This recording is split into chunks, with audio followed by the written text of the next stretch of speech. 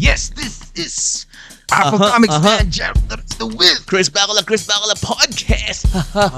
We have been away, Chris Bacala. Muli nagbabalik, Je. Yes, and eto talagang pinipilit namin talagang kung ano-anong sakuna ang lumapat sa aming buhay ni Chris Bacala, pero talagang hindi namin matiis Kaya na magbalik sa sausawan. maraming nangyari, maraming kaganapan, dumaan yung dilubyo.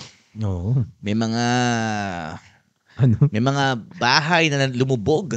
Buti itong bahay namin di lumubog. Oo nga, no? Nasa Malabon ka nga pa, no? Chris Bacala. Oo nga. Hindi talaga, yun dito, no?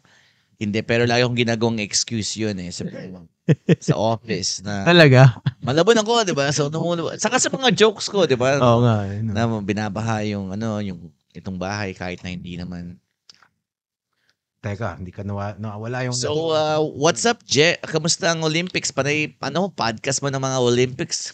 Oo nga Actually, hindi ko pa nga matutukan talaga yung paggawa ng content eh. Pero yung kay Carlos Yulo, nagawan ko na doon sa aking podcast. Comics Man. The Kim. So, ang daming, may nakita akong clip doon na maraming nag-garner ng mga views. Alin? Yung about doon kay Yulo. Aling clip? Yung sa nanay niya, yung take mo, yung take mo about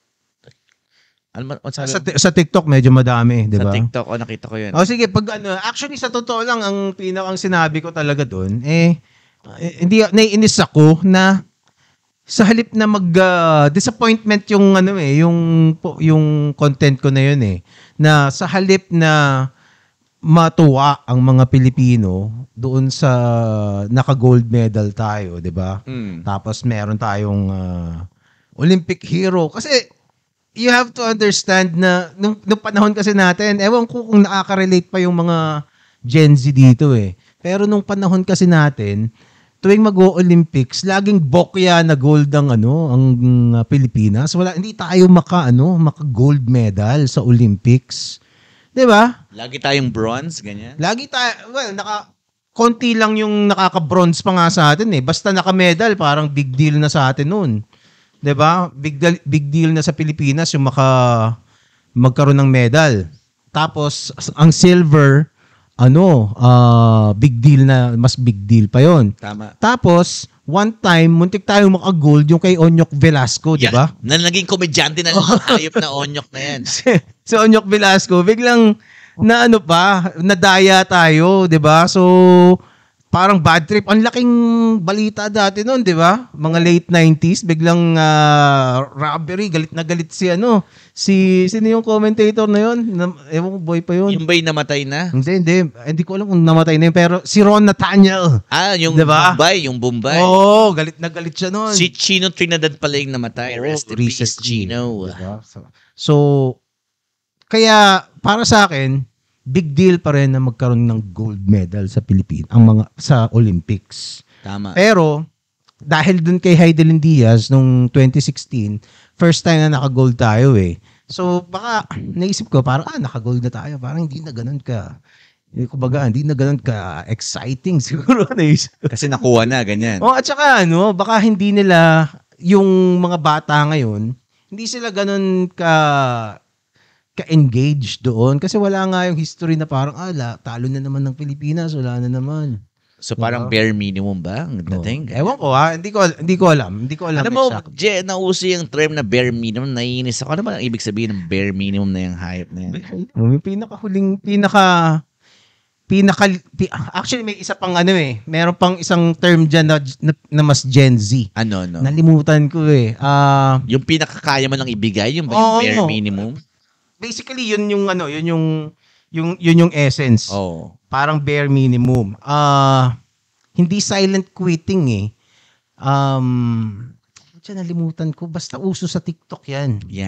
Nalimutan ko. Bakit mo naman na-bring up yan? Wala lang. Kasi ginagamit lagi na term sa akin ng mga Gen Z yan. Pag simpleng conversation. Oo nga, coach, yung bare minimum. Ano ba yung putang yan ng bare minimum? Maghuhupad ka ba? Kasi parang naked bare naked ang nasa isip ko. Pag bare minimum, parang bare naked ladies. Parang banda yun ng 90s. Hayop kang Gen Z ka. No. Well, saan nina-apply yun? Sa pag-workout? Sa lahat. Sa sitwasyon, sa relationship. Okay. Pero mostly sa relationship, ina-apply yan.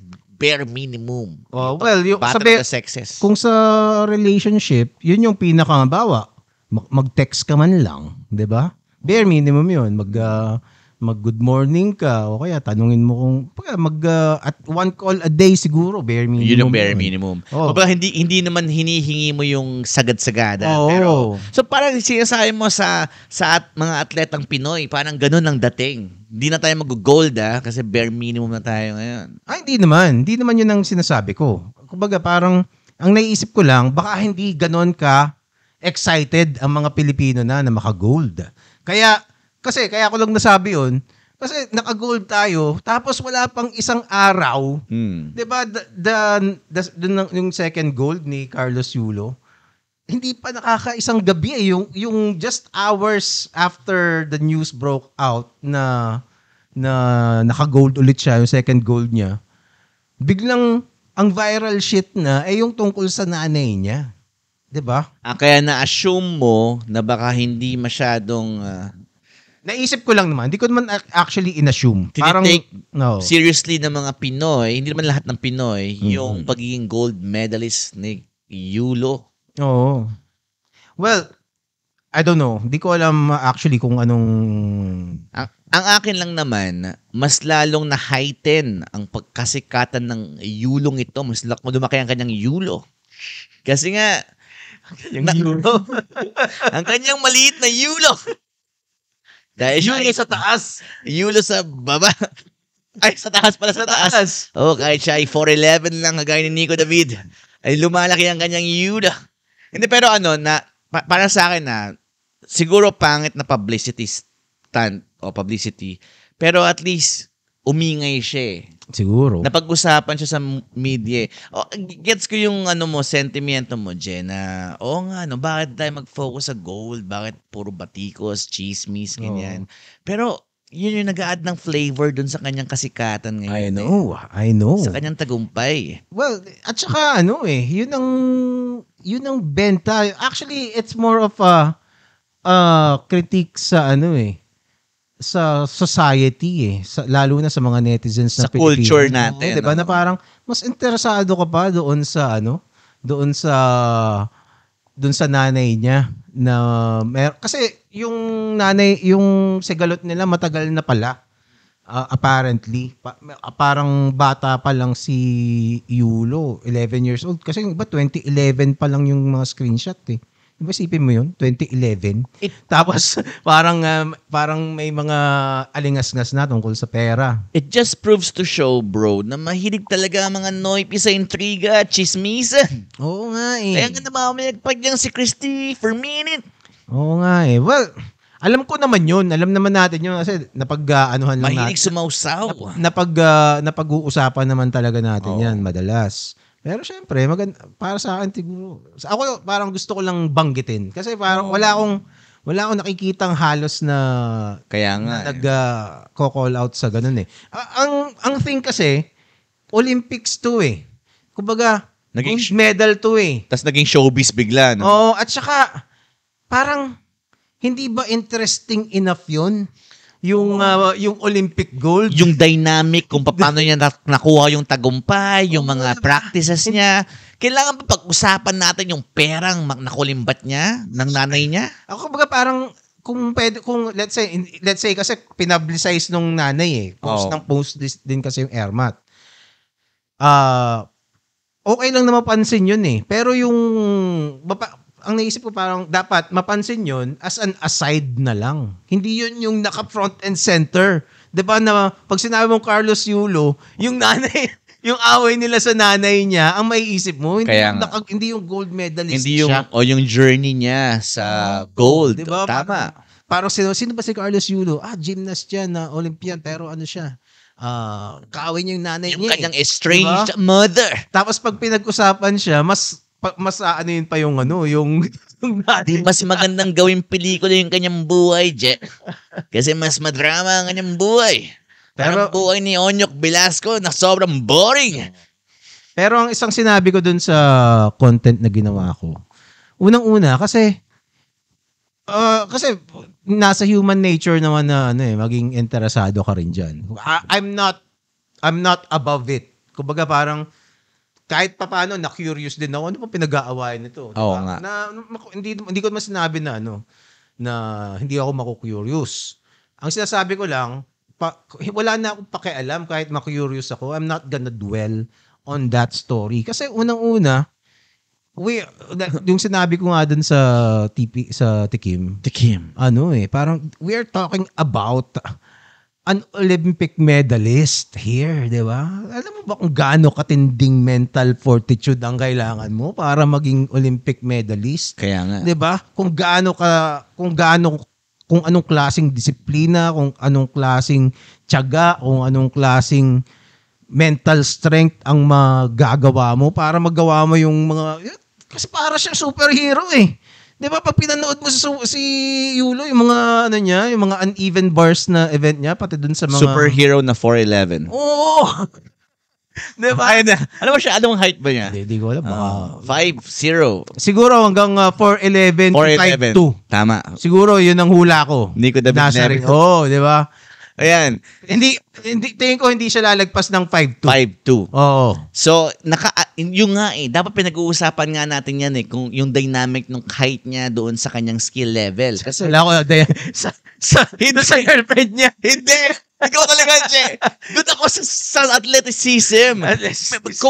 Kumbaga siyensya, di ba? Ba't di pinag-usapan yung science behind the height? Oo. Pag-usapan natin yung science behind the height, yung kanyang buoyancy, yung kanyang...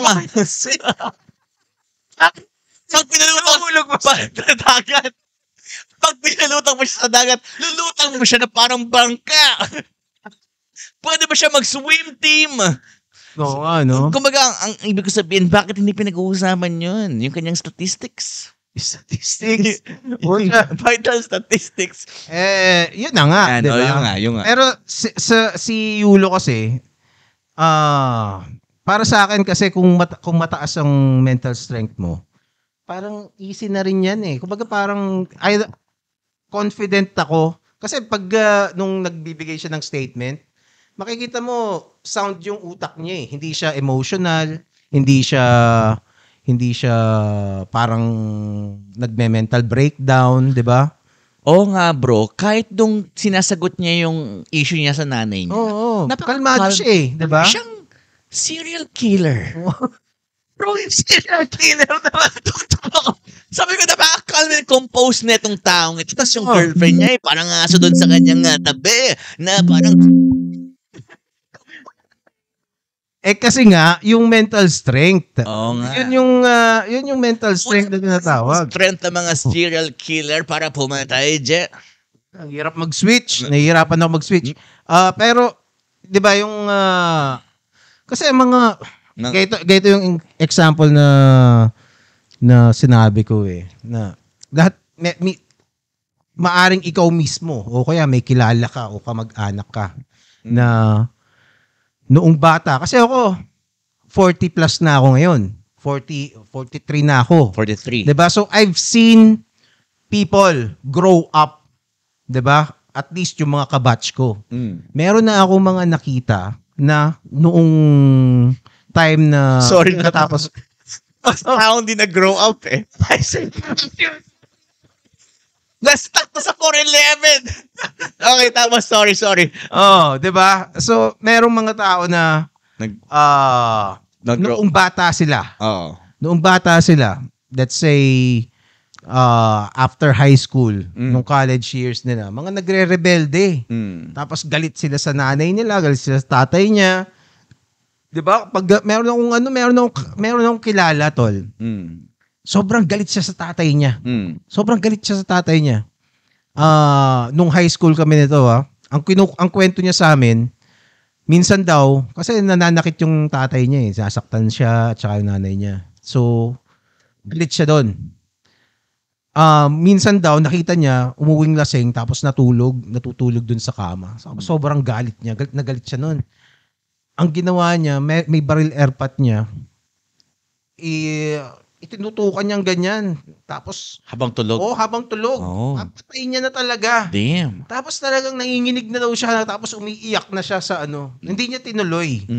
Pero ganun yung galit niya. Hindi niya tinuloy. Kaya nga. Diba? Gusto niyang patayin yung tatay niya. May something na pumigil sa kanya. No? Oo. Pero ngayon, may selfie sila ng tatay niya. Parang sila. Oo. Diba? Kasi nag-mature pa siya lalo eh. Diba? Parang, gusto mo nang patayin yung tatay mo, ha? And naintindihan niya, bro, na mahirap maging adult. Oo, siguro. Di ko alam kung anong realization. Pero sure ako na nangyari, kumbaga, after some time, naging okay din sila. Tama. 'Di ba? So kung itong si yung kaibigan ko na yun, kita mo, nagme-mental breakdown siya. Etong si Carlos Yulong, hindi mo kung sabi mo, serial killer. Kaya calm and composed. Hindi siya nagme-mental breakdown. Ay, nakakatakot dun sa kanya, bro. Napaka-calm and composed niya. Hindi mo alam kung anong kaya niyang gawin. Yan lang. Behind closed doors. Ano sa tingin mo? Kaya niya kayang Kaya ba siyang buhatin ng girlfriend niya? Para bigyan ng... sabihin. Na-imagine ko na parang may dominatrix. Dito na nga lang. Pagka-dominatrix itong si Chloe. Yung Sir. pangalan palang Chloe, pero may pagka-dominatrix. Tingin mo, tunay na pangalan niya yung Chloe? Hindi ko alam. Parang hindi. Parang screen name. Parang Malamang hindi, no? sinasabit-sabit niya itong si Carlos sa alam mo yung kay J-Lo, meron siyang pelikula dati, yung The Cell. Di ba naka-suspend sa ere itong mga biktima ng serial killer na ito. Malamang ginagawa ni Chloe kay Yulo yan. Kasi naisip ko kanina, di ba? Parang pag may chick ka na maliit, mga petit, pwede mong buhatin habang binabanatan di ba? Cherry Fox. So, kung yung lalaki ang mas maliit, binubuhat din kaya ng mga mas malaking babae. Ginagawa mong Pokemon, ha? Katsa mo. Nilalagay mo sa bulsa mo ba, Chloe, si Yulo? Nakita mo yung ibang porn, yung may isang yung kalbo na porn star na lalaki.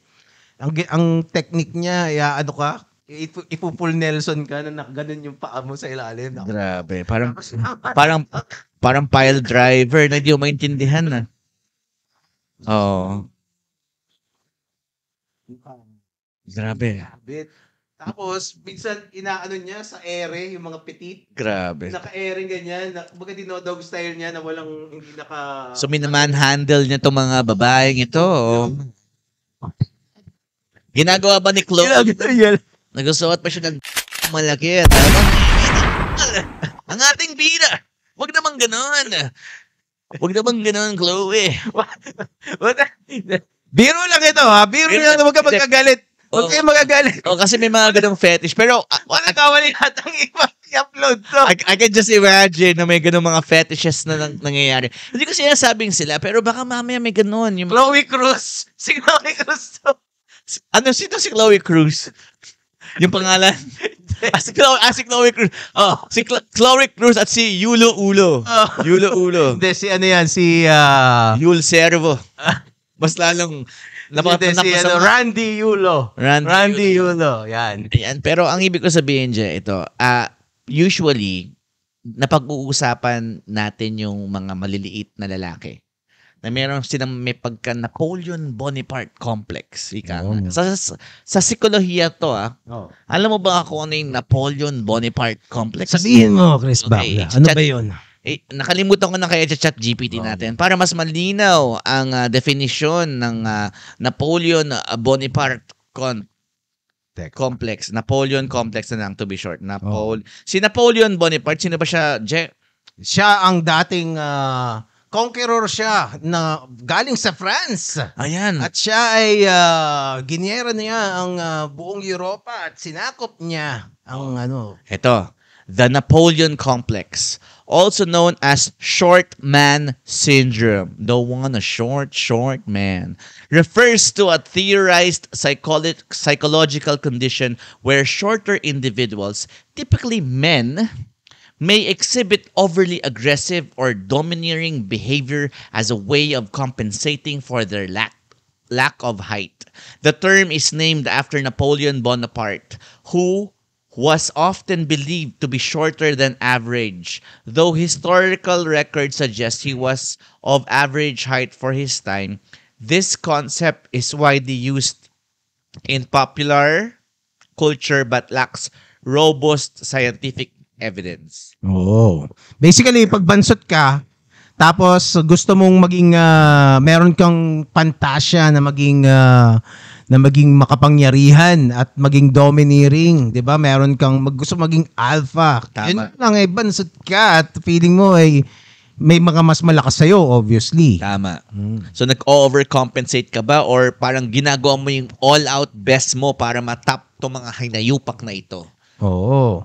To the point na kailangan mong girahin ng isang buong mundo, ang buong mundo, para makuha yung kagitingan, kung ano yung karangyaan na yan. Well, ang sinasabi rin naman kasi nila, parang may pagka-psychopath si Napoleon Bonaparte. Para siyang sina Genghis Khan, 'di ba? Hindi nga lang siya mga ganong klaseng tao, mga gustong maging hari ng mundo. Feeling ko bro, pag top tier athlete ka, may pagkaganon ka din eh.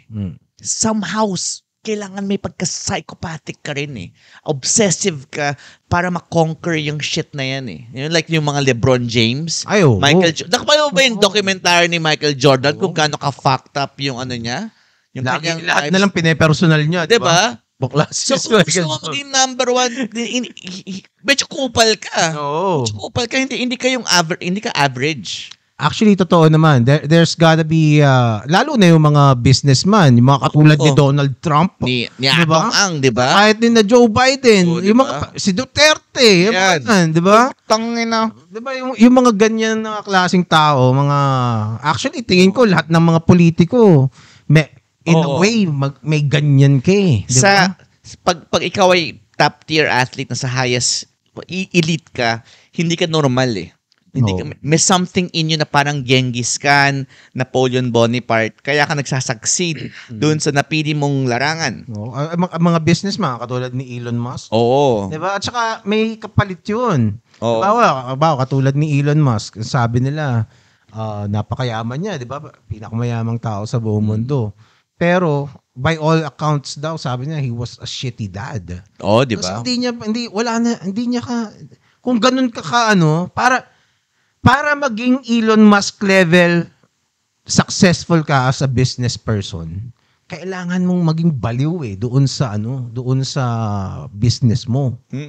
And kung magiging baliw ka, talagang kakainin nun lahat ng oras mo eh. Wala ka ng oras para maging ama. Tama. Maging asawa, 'di ba? So, meron talagang kapalit. Parang savage. Parang kasi David Goggins. So, diba? may mga specialized na tao. Kasi yung iba, hindi kaya yun. Diba? Na parang, hindi.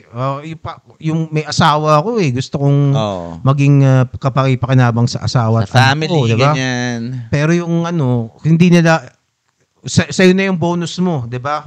Wala akong pakialam dyan. Mas gusto kong kasama yung anak ko. Kanya-kanya ng calling kasi bro in life eh. Hindi porket ito nag-work sa isang sektor ng society, it would work for everyone else in society. May mga taong pinipili maging serial killer eh. Oo.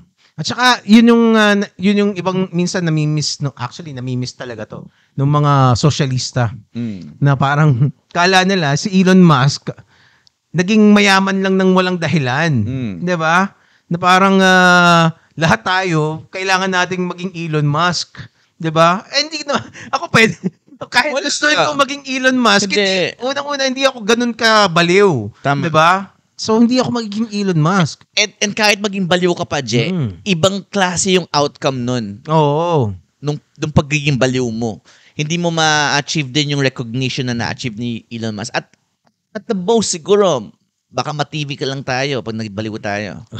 Baka maging tao grasa lang. Dalawang podcaster, di mo nasangkot sa kaguluhan dyan sa may Timog QC kasama ni Melo Yap. Sino ba yung isang co-host ni Melo Yap? Wag na sabihin yun. Ay, meron silang show dati, si Joey. Joey, hanggang ngayon meron pa rin yata. Wala na. Nadali yung channel ni Melo Yap. Bakit? Na-copyright na isaan siya ng mga kabantot. Putang ina. Oo. Nangunguna ba dyan si Pero nagantihan din naman ni Melo. Si Kayo. Yung mga tao doon. Hindi lang si Kayo. Nagsisimula na naman yung mga yon na gumawa ng sariling platform tapos kayo mga talagang hayop kayo. That's how nasty it has gone. 'Di ba? Na sa totoo lang ang trip ko lang dati dito is kahit nung tinira natin yung Silibayan, kahit yung at komento tayo sa kanya, parang in friendly banters ang nasa isip ko, di ba? Pwede pa magko-collab tayo, di ba? Magde-debate tayo. Mag-date tayo sa Baguio. Wala tayong kumbaga parang kasi ang boring ng YouTube ng mga content creator kung tayo lang. Kaya nga. At saka yun yung nagiging key to success doon sa mga podcast na nakikita natin 'di ba? Kasi sila tutulungan. Guest sa Tingnan mo si Boss Toyo nasa Senado, tas tayo. Ano ba di ba yan? Dapat magtulungan tayo para maging Boss Toyo level. Hindi, kaso nga hindi nila yun. Hindi nila feeling ko hindi nila mag-grasp. Hindi mag-grasp na kasi hindi ko magagrasp naman nila pero hindi nila pinipili yung ganong way kasi masyado silang pag nasita mo sila, pine-personal ka nila. Saka naka-focus na sila bro dun sa kung nasa harapan nila. Kunwari, yung pagtira sa'yo, pagtira kay Melo Yap, saka kay Nico David, yun na nasa harap nila. Yun ang papatulan nila. Yun na lagi. Oo nga At saka parang incapable sila na Itong Silibayan, dami mga palpak na pinagsasabi. Tignan mo yung age of sexual consent, di niya pa rin binabawi. Hanggang ngayon, no? Grabe. Diba? Tatlong justices na ang nag-debunk sa kanya. Grabe. 'Di ba? Pinamalian na siya, hindi na wag na si Fiscal EJ, 'di ba? Kumbaga may nag-adjudicate na dun sa debate nila. Gaano ba katangkad? Pero ayaw niya pa rin tanggapin. Gaano ba katangkad itong Silibayan? Medyo matangkad ng konti. Hindi naman yata 6-footer, pero hindi naman siya Napoleon 5'9" siguro, no? 5'10". Oh. Pero yung nga kaya siya si Attorney Libayan. And humahanga ako sa tao, hindi ko siya hini-hate. Kasi ang dami niyang subscribers. Nahanap niya yung shtick niya, nakalabanan si Tulfo at make something out of it. At ngayon, achieve niya na yun. At nakafocus siya. Psychopath siya in his own way doon sa kanyang mithiin na magampanan yung katungkulan na yan. And not everyone will have yung kanyang ganong opportunity. Pero siya, nung nandun na yung opportunity, greenab niya yun At hindi na niya pinapakawalan. Ang sinasabi ko naman is yung sa halip na kinriticize ka, parang gawin nating balikan tayo ng mga ideas, 'di ba? Hindi nila alam. Tapos itong si Bantot kasi, yun ang naisip niya sa halip na pagsabihan niya rin yung tropa niya, teka maganda siguro kumambyo tayo ng konti. Wala gusto niya kasi gatungan pa ng gatungan. Tama ko. Kumbaga, mali silang lahat. Ayaw lang ang tama. Yun. 'Di ba? Bro Kaya lalong naging toxic. Kulto mentality na ika nga. Kulto mentality na yan. So ngayon, itong doon sa kabila, lalo na kay Melo Yap, kasi si Melo Yap naman talagang pinakamasigasig dyan Ako nga, hindi ko na nga pinapansin yan Hindi na ako nagko-content. Pero doon sila kumikita lahat Doon kumikita si Kaayo, doon siya may viewers para tirahin si Melo, yung mga kumakalaban sa kanila, di ba? Tayo naman, kaya tayo kumikita kasi minsan tinitira natin siya, minsan hindi natin tinitira. Minsan gusto natin tumira ng babae. Mas okay. Masarap yun. Mas okay yun. Masarap tumira ng babae, ng asawa, di ba? Pero yung ang nangyayari, para sa akin kasi sayang yung opportunity na magkaroon sana ng ecosystem ng mga kahit pa paano intellectual discussion di ba? Kaso wala, ayaw nila Gusto nila maging magkakaaway Kita mo sila Wamo, sila Awit, di ba? Magkakasama yan, sila John Miel. Kumbaga may ecosystem sila ng mga cringe, di ba? Minsan na tayong pinilit natin na sumausaw sa kanila natin. Minsan nag-work naman, Haring Bangis nag-work naman, okay naman. Pero hindi natin mundo yun Oo. Minsan, siguro, kung si Bostoy, pagbibigyan tayo ni Bostoy na mga podcast, or si Bugoy na Kuy-Kuy, di ba? Bakit hindi? Di ba? Let's see.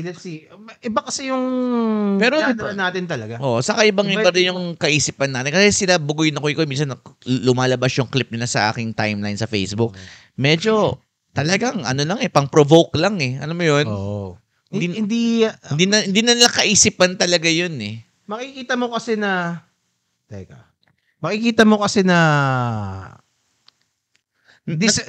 hindi disingenuous yung na it's an act. Oo. Yun ang napapansin ko na act talaga nila yung mga content nila. Napapanood mo ba yung tawag dito? Yung sa Prime, sa Amazon Prime, yung The Boys. Oh.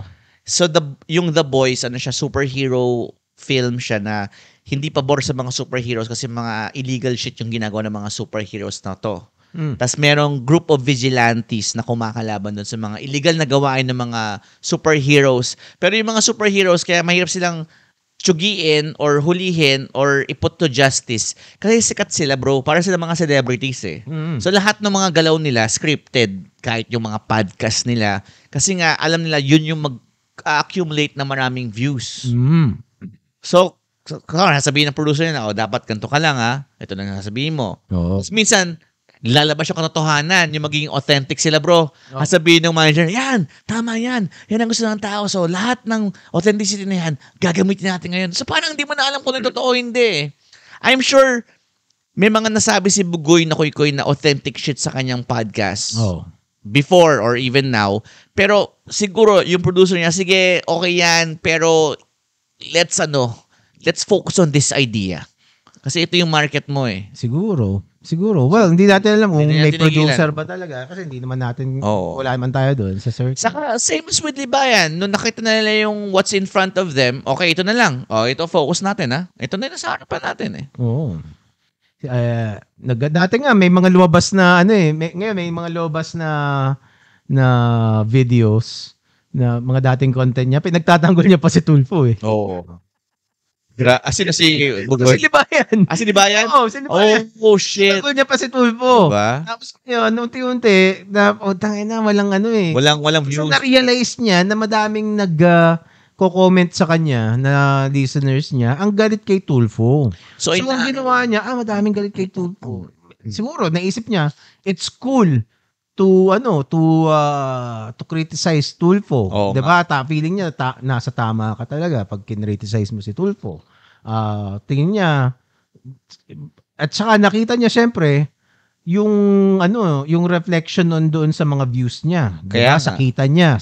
Pag si Tulfo na siguro nung ginagawa niya nung una yung bro, parang noble yung kanyang cause. Parang, nung ginest ko yan, kumbaga, commendable na hindi ko naman i-guest yan ng Kung ngayon ko na-discover si Libayan, hindi ko i-guest yan.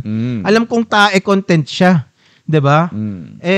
Dati, kaya ako siya ginest kasi feeling ko, may meron siyang... May pagka Jordan Peterson, Hindi, malayo. Hindi ko klase. Siya, at least, reasonableng tao at saka honest. Ngayon kasi hindi ko na masabing honest si Libayan hindi na Grabe. Anyway, si Yulo, sana wag kang magpa-apekto dun sa hype ng social media kasi height na naman. Hype, Jet ba? Hype. Okay. HYPE. Kala ko height. Maapektuhan talaga siya ng height niya. Narinig itong podcast episode na to. Pero ang ibig sabihin, ang daling mag-succumb doon sa virality. Diba? Nagulat nga ako, nilabas niya yung video na yun Yung meron siyang Bluetooth mic. katabi niya yung jowa niya na, di ba, naglalabing-labing sa tabi. Parang, go babe, go, pagtanggol mo ako. Parang, hindi mo na kailangan sana ilabas yun eh. Well, tingin ko na ano rin siya. Na, pero free contract to. Kami nga may podcast kami, so baka podcast din niya yun para sa mami niya. At saka, tingin ko na compel din siya. I also think it's parang bad judgment yun. Siguro naisip niya baka dapat nga sana hindi niya nalang ginawa. Pero wala nagawa niya na eh. Kaya nga. Magagawa niya. And hopefully, madami rin kasing nang babash. Hindi lang sa kanya, hindi lang sa nanay niya, at saka sa girlfriend niya. Na-pressure yun. Baka yung camp niya, binigyan din siya ng go signal. Sige, okay, good yan for publicity, bro. Hindi ko alam kung may camp siya na tingin ko yung pagdating sa mga personal shit, tingin ko yung dalawang magjowa lang ang ano eh. Kasi minsan nakakaaway niya rin yung coach niya eh, di ba? Talaga? Oo, kasi basta may issue siya dun sa coach niya. Pagka Homelander pala tong hype na to, kung gano'n. Hindi ko alam eh. Kasi parang, ang dating kasi is, yung mga tao, parang, ang tingin dun sa, ang basa ko lang dun sa mga nababasa ko, ito lang pagkaintindi ko. Yung girlfriend niya ay either bad influence sa kanya, at it makes him do things na hindi nakakatulong sa career at saka sa buhay niya. Parang so sinasabi mo may pagka-Samson and Delilah complex itong dalawang jowang to? Hindi ko naman alam. Kasi Samson, napakalakas na lalaki at ayaw makinig sa mga kaibigan na Samson, niloloko ng hayop na bitch na yan. Hindi naman natin alam kung niloloko siya, di ba? Malay mo nga naman kasi ang base dun sa sinabi ni Yulo, dati kasi, before naging sila nung chick, puro gymnastics lang ang alam niya. Yun lang talaga ang buhay niya. Tapos nung dumating sa buhay niya yun, parang meron silang sex. The power, bro. Yun yung the power of the pussy. Pussy. Diba? At saka, well, siguro naranasan niyang mag-enjoy. Naranasan niyang mag-date. Mag-date. Marami akong babaeng kaibigan. Diba? Sinishare yung vlog na yon, yung naka-mic siya. Na sinasabi niya doon sa whole eksena na parang control ka, boy. Talaga? Parang gano'n yung tingin ng mga babae. Na parang hindi talaga 100% si Yulo yun eh. Parang may pep talk coming from the partner. Maaari yun, naman. Yun ang basa ng mga babaeng friends ko na parang mukha namang legit yung opinion. Hindi ko siya sabing pinapaniwalaan ko sila. Pero I can